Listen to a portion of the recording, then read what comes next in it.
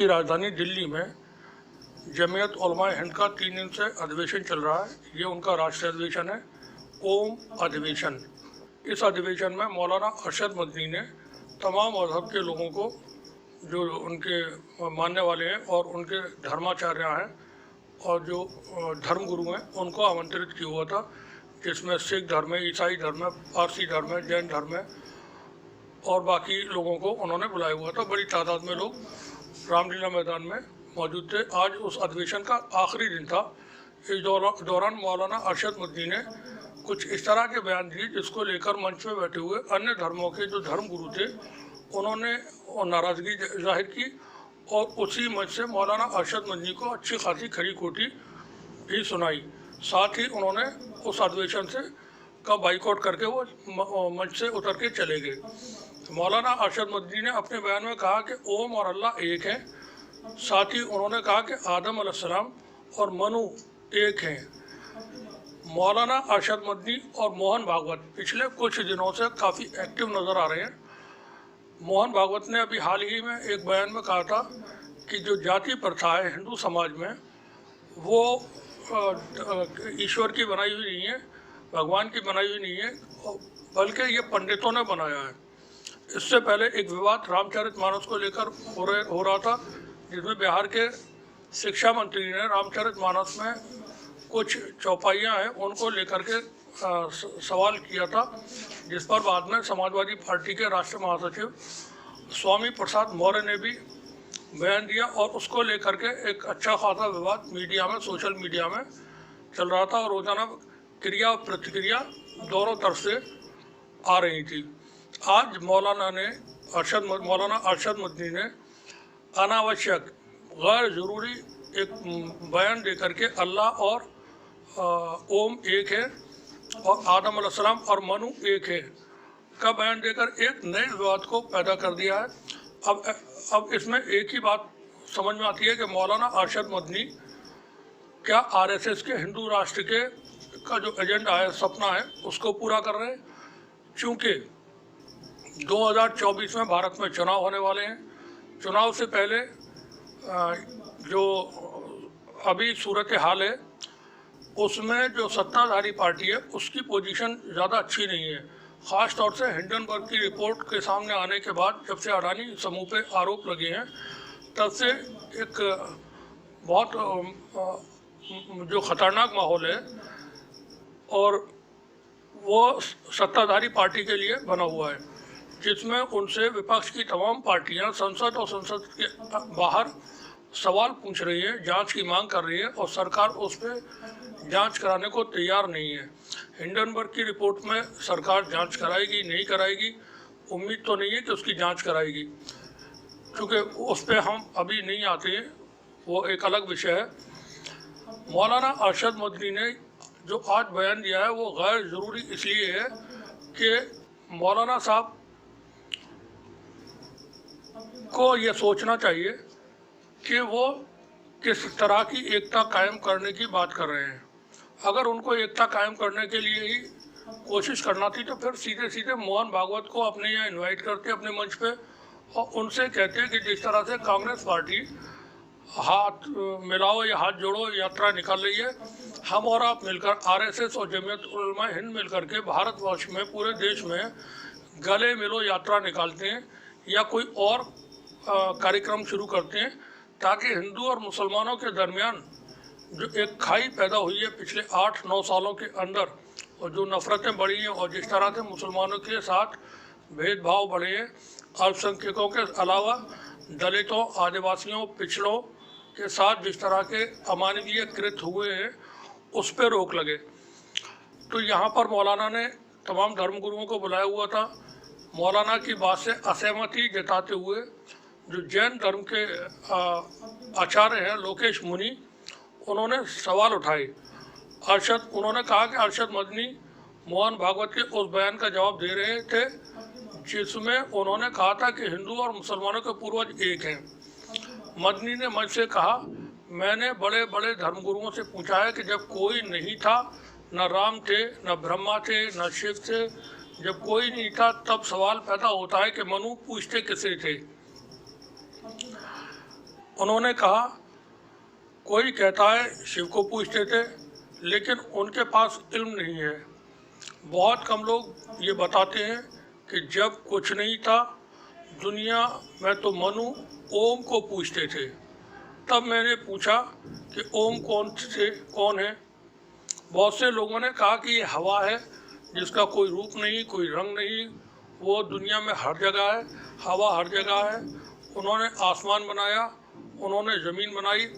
मौलाना अरशद मदनी ने कहा, मैंने कहा कि अरे बाबा, इन्हीं को तो हम अल्लाह कहते हैं, इन्हीं को तो तुम ईश्वर कहते हो।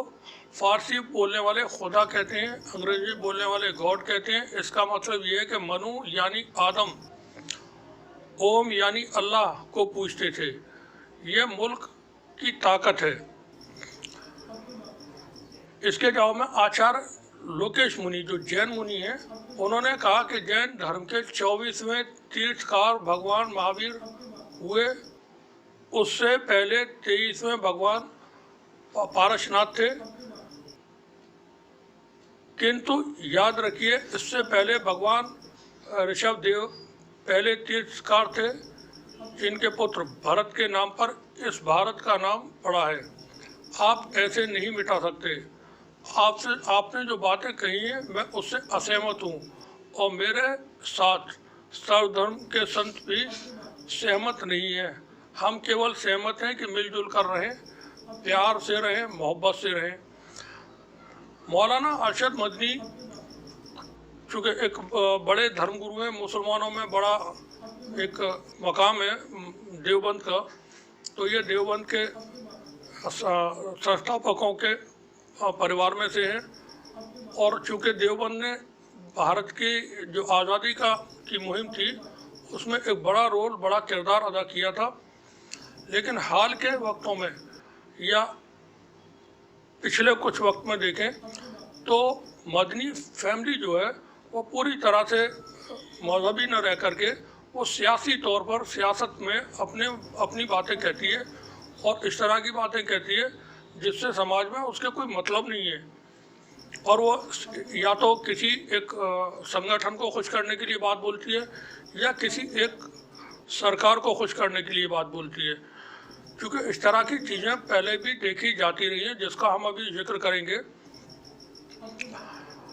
मौलाना अरशद मदनी ने अपने इसी अधिवेशन में कहा कि भारत उनका भी उतना ही है जितना प्रधानमंत्री नरेंद्र मोदी या आरएसएस प्रमुख मोहन भागवत का है।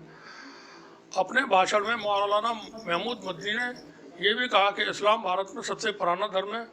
महमूद मदनी ने यह भी कहा कि उनका भारतीय जनता पार्टी या आरएसएस से धार्मिक नहीं बल्कि वैचारिक मतभेद है। अपने भाषण के दौरान महमूद मदनी ने आरएसएस प्रमुख मोहन भागवत को आकर बात करने का न्योता भी दिया। अपने भाषण में महमूद मदनी ने कहा कि आइए आपसी भेदभाव को भूलकर एक दूसरे को गले लगाएं और देश को दुनिया का सबसे शक्तिशाली मुल्क बनाएं। हमें सनातन धर्म से कोई शिकायत नहीं है, आपको भी इस्लाम से कोई शिकायत नहीं होनी चाहिए। अपने भाषण में महमूद मदनी ने भारत को मुसलमानों की पहली मातृभूमि भी कहा। महमूद मदनी का ये जो भाषण है वो चर्चा में आ गया है और मीडिया में, सोशल मीडिया में इसको लेकर के लोग आलोचना भी कर रहे हैं। अभी हाल ही में महमूद मदनी को विश्व के जो ताकतवर लोग हैं मुसलमानों में से, उसमें 12वें नंबर पर रखा गया था। ये एक रिपोर्ट, अंतर्राष्ट्रीय रिपोर्ट का मैं हवाला देकर आपको हम बता रहे हैं। जमीयत उलमा हिंद के तकरीबन 1.25 करोड़ लोग उनके मेंबर्स बताए जाते हैं और 1919 में इसकी स्थापना हुई थी देवबंद में। और ये एक सांस्कृतिक, ये भी आरएसएस की तरह समावेशी सांस्कृतिक राष्ट्रवाद की बात करते हैं। 1992 में जो देवबंद है, 1992 में महमूद मदनी ग्रेजुएट हुए और भारत के मुसलमानों को हकों को लेकर के आमतौर पे ये बातचीत करते रहे। साथ ही आतंकवाद या जिहाद टर्म का जो इस्तेमाल है इस्लाम में, या वो सॉरी इस्लाम में नहीं बल्कि पॉलिटिक्स में आतंकवाद और जिहाद का जो इस्तेमाल होता है उसको लेकर भी मदनी इस्लामोफोबिया के ख़िलाफ़ काफ़ी मुखर रहे और अलग अलग मंच से बोलते रहे, बातचीत करते रहे। अपने इसी अधिवेशन में उनकी बातचीत एक विस्तृत बहुत काफ़ी लंबी बातचीत हुई है बीबीसी संवाददाता दिलनवाज पाशा से। उन्होंने कई सारे मुद्दों पर मौलाना मदनी साहब से सवाल किए, जिसमें एक अहम सवाल था कि क्या हिंदुस्तान में मुसलमान बराबर हैं? भारत का संविधान सभी नागरिकों को बराबरी का हक देता है, तो फिर बार बार आपको ये क्यों कहना पड़ रहा है कि मुसलमान बराबर हैं? इसके जवाब में मौलाना अरशद मदनी ने कहा, कई बार ऐसा होता है कि अपनी बात को और अच्छे से रखने के लिए बताना ही पड़ता है कि हम सब बराबर हैं। हमें आप बराबर का बताकर, नया धर्म बताकर जो कोशिश हो रही है हमें कमज़ोर करने की है, वो हमको मंजूर नहीं। इसलिए ये बताना ज़रूरी होता है कि हम बराबर हैं, किसी से कम नहीं है। एक और सवाल बीबीसी संवाददाता ने मौलाना से पूछा। सवाल कुछ इस तरह से कि बहुत से लोग ये मानते हैं कि डाटा भी यही दिखाता है कि भारत की राजनीति में मुसलमानों का प्रतिनिधित्व लगातार कम हो रहा है।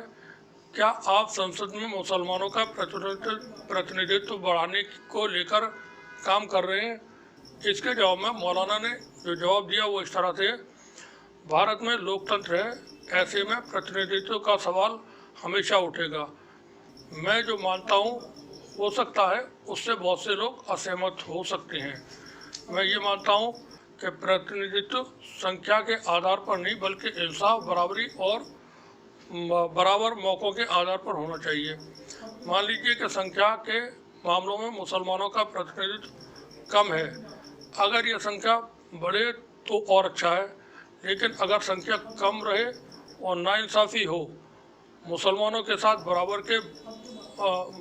मुसलमानों के साथ मौके बराबर हों और एक ख़ास सोच को देश में लाने की कोशिश न की जा रही हो, न्यायपालिका अपना काम ठीक से कर रहा हो, प्रशासन अपना काम ठीक से कर रहा हो और विधायिका अपना काम ठीक से कर रही हो, तो अगर संख्या की वो कमी होगी तब भी खलेगी नहीं।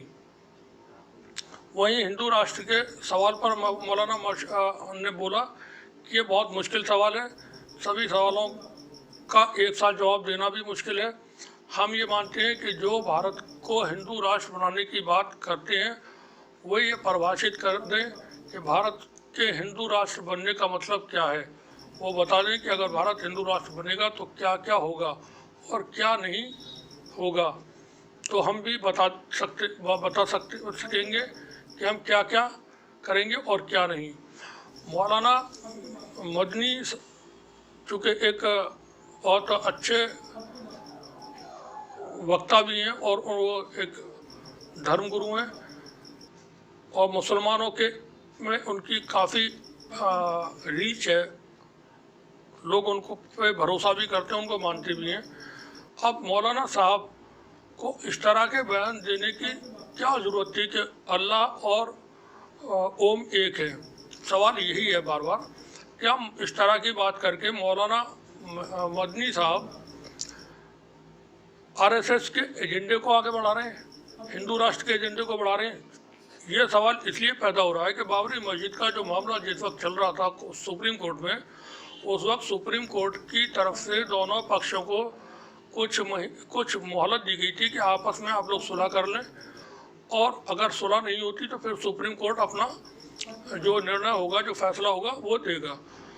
उस दौरान ये खबरें बहुत पुख्ता सूत्रों से हासिल हुई थी कि मौलाना अरशद मदनी, मौलाना महमूद मदनी, इनकी मुलाकात दिल्ली के अंदर मोहन भागवत से जो आरएसएस प्रमुख हैं उनसे हुई थी, और उसमें इन लोगों के बीच आपस में कई मुद्दों को लेकर तालमेल हो गया था। और वहीं पे जब ये खबरें बाहर आना शुरू हुई कि इन दोनों की मुलाकातें हुई हैं या इस परिवार के लोगों की आरएसएस प्रमुख से मुलाकातें हुई हैं, तभी ये समझ में आने लगा था कि किस तरह का निर्णय होने वाला है। साथ ही जो जानकार हैं वो बताते हैं कि मौलाना महमूद मदनी से आरएसएस प्रमुख ने बहुत सारी बातों के साथ साथ मीडिया में भी आकर के बात करने के लिए जो उनकी तरफ से प्रतिनिधि आते हैं टेलीविज़न पे बोलने के लिए। वैसे तो मौलाना मुसलमानों के बहुत सारे मौलाना हैं जो टेलीविज़न पे आते हैं और वहाँ अपनी न जाने कौन क्या क्या बातें करते हैं, इस तरह की बातें करते हैं जिनकी ज़रूरत ही नहीं होती। और ऐसे लोगों को टेलीविज़न की डिबेट में नहीं आना चाहिए। टेलीविज़न वाले चूँकि जानते हैं कि वो हम क्या काम कर रहे हैं, किसके लिए काम कर रहे हैं, तो वो इसी तरह के बहुत सारे निठल्ले, गंवार, जाहिल किस्म के और बिल्कुल वाहियात, फूहड़ किस्म के लोगों को बुला करके डिबेट में बैठा देते हैं और वहाँ फिर एक पार्टी का प्रवक्ता उनसे कुछ इस तरह की भी बातें करता है कि ये मुल्ले मुल्ले चुप मुल्ले, गालियाँ खाते हैं, बेइज्जती कराते हैं और पूरी कौम का नुकसान करके आते हैं। तो मौलाना अरशद मदनी, महमूद मदनी जिस तरह के काम ये कर रहे हैं, चूँकि एक जिक्र और कर दें कि जिस वक्त कश्मीर का मामला 370 हटाने का था और भारतीय जनता पार्टी की सरकार ने कश्मीर से 370 को ख़त्म किया था, उसी दौरान एक वाक़या पाकिस्तान और भारत को लेकर के हुआ था जिसमें भारत ने बालाकोट पे स्ट्राइक की थी और उसके बाद 27 फरवरी को एक दोनों के दरमियान हवाई झड़प हुई थी। उसके बाद पाकिस्तान के प्रधानमंत्री, तत्कालीन प्रधानमंत्री इमरान खान ने यूएन में एक भाषण दिया था और वो भाषण उन्होंने आरएसएस और मोदी गवर्नमेंट को टारगेट करते हुए दिया था और साथ ही उसमें कश्मीर के हालात को भी उन्होंने काफ़ी बात की थी। आरएसएस की तुलना उन्होंने हिटलर की नाजी पार्टी से की थी। उसके 1 या 2 दिन बाद ही मदनी परिवार के लोग, अरशद मदनी या मुझे ध्यान नहीं है इस वक्त, महमूद मदनी, इन दोनों में से कोई एक जिनेवा पहुंचे और वहां जाकर के उन्होंने प्रेस कॉन्फ्रेंस की और इमरान खान को उन्होंने वहां आड़े हाथों लिया, फटकारा। तो इससे उनका समझ में आता है उनका तालमेल कि सरकार और आरएसएस से बहुत अच्छा है। तो मौलाना के जो बयान आए हैं अरशद मदनी के, आज का जो उनका अधिवेशन था वो एक फ्लॉप शो कहेंगे रहा और उससे लोग खफा होकर के वहाँ से गए। फिर सवाल ये आता है कि मौलाना लोगों को पॉलिटिक्स में इस तरह की दखलंदाजी करने की ज़रूरत क्या है? ये समाज में बेहतरी के लिए काम करें, लोगों को अच्छाई की तरफ बुलाएं, इंसाफ और बराबरी का जो निज़ाम है वो कायम करें। जब दीन की तबलीग नहीं करते हैं, ये इबादत की तबलीग करते हैं और लोगों को बुलाते हैं कि आइए नमाज़ पढ़िए। नमाज पढ़ना ज़रूरी है, कलमा पढ़ना ज़रूरी है, हज करना ज़रूरी है, लेकिन दीन ज़रूरी है। दीन मस्जिद में नहीं है, दीन बाज़ार में है। आप मस्जिद में इबादत करने के बाद दीन पे कायम रहते हैं समाज के अंदर। जहाँ आप नाप तोल करें तो बराबर करें, ईमानदारी के साथ करें। जहाँ आप कोई बात बोलें तो सच्ची बात बोलें। तो ये उसकी तबलीग नहीं करते हैं, ये अपने समाज को किस तरह से उसमें कोई बुराइयां हैं तो उसको ख़त्म करें, एजुकेशन को कैसे बढ़ाएं, उस पर बात नहीं करेंगे।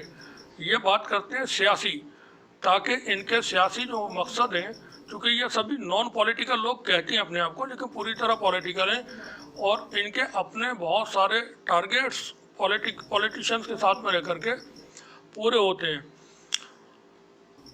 मौलाना अरशद मदनी, महमूद मदनी और इनके जैसे और जो मौलाना हैं, उनके लिए ज़रूरी है कि वो फालतू की बयानबाजियों से और टेलीविज़न की डिबेट से बचें। इसी में मुसलमान कौम की भलाई है, वरना ये लोग बेड़ा गर्क करते रहे।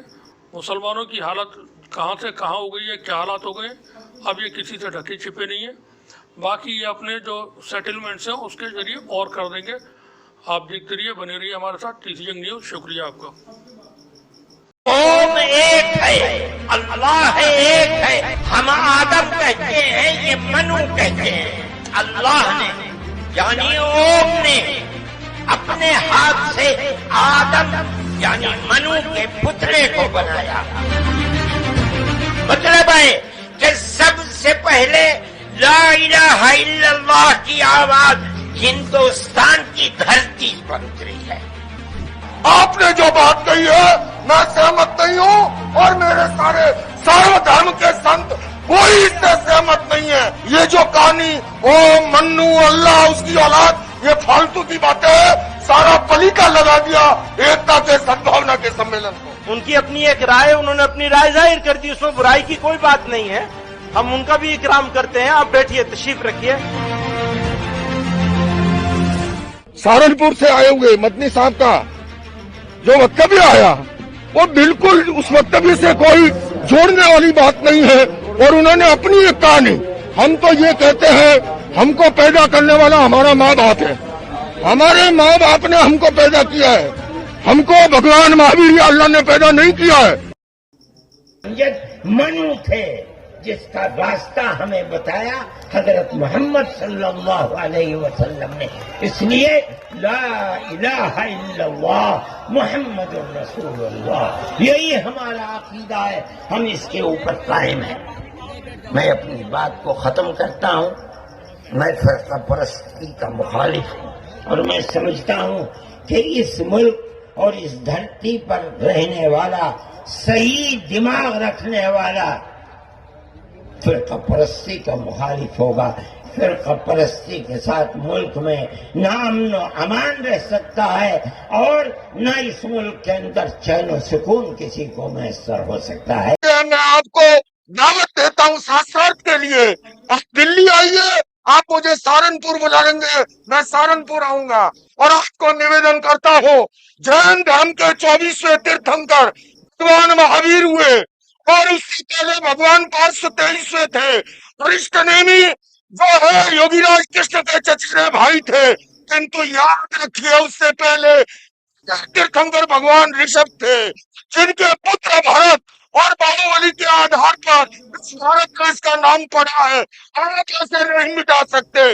आपने जो बात कही है मैं सहमत नहीं हूँ और मेरे सारे सर्वधर्म के संत कोई इससे सहमत नहीं है। हम केवल सहमत हैं, आपस में मिलजुल कर रहे, प्यार से रहे, मोहब्बत से रहे। और इसके सिवा ये जो कहानी ओ मन्नू अल्लाह उसकी औलाद, ये फालतू की बातें हैं। सारा पलीका लगा दिया एकता के सद्भावना के सम्मेलन को। कहते हैं उसको उतारा है, हम उसी के पूर्व, वही हमारे पूर्वज हैं, सबके पूर्वज हैं, नबियों के पूर्वज हैं, रसूलों के पूर्वज हैं, हिंदुओं के पूर्वज हैं, मुसलमानों के पूर्वज हैं, ईसाइयों के, सारी दुनिया के। हमने उनके कदमों के ऊपर सर रखा हुआ है। हम मर जाएंगे मगर वहां से अपने सर को नहीं उठाएंगे। हम मुसलमान हैं, हमारा ये अकीदा है कि अल्लाह यानी ओम एक है, उसका कोई शरीक नहीं है। हम 1400 साल से इस मुल्क के अंदर रह रहे हैं, हमें कभी छेड़ा नहीं गया। हमारे मजहब को नहीं, तुमने छेड़ा है तो हम तुम्हें तुम्हारे आबा व अजदाद की तारीख बताते हैं। तुम्हारे आबा व अजदाद हिंदू नहीं थे। तुम्हारा सबसे पहला दादा परदादा या करदादा सकरदादा वो मनु था। मनु एक अल्लाह की, एक ओम की इबादत करने वाला था। मेरे भाई, मैंने ये बात इसलिए कही है कि तुम अपने इस मुल्क के ऊपर फख्र करो। जिस तरह आखिरी नबी अरब में पैदा किया, हर मुसलमान को समझना चाहिए कि सबसे पहला नबी अल्लाह ने, ओम ने इस दुनिया के अंदर, इसी भारत की धरती के अंदर पैदा किया है। सारी नस्लें यहीं से चली हैं। अपने इस मुल्क से मोहब्बत रखो, इस मुल्क का एहतराम करो। शरीयत अलग अलग है लेकिन दीन यानी अकीदा एक ही है। और वो अकीदा इस दुनिया के अंदर, इसी भारत की धरती से चला है। लोग रास्ते से भटक गए, वो दूसरों की इबादत करने लगे। हम नहीं भटके, भटक गए थे। ये ऊपर वाले का करम है कि उसने फिर हमें वहीं पहुंचा दिया जहां हमारे जद्द अमजद मनु थे, जिसका रास्ता हमें बताया हजरत मोहम्मद सल्लल्लाहु अलैहि वसल्लम ने। इसलिए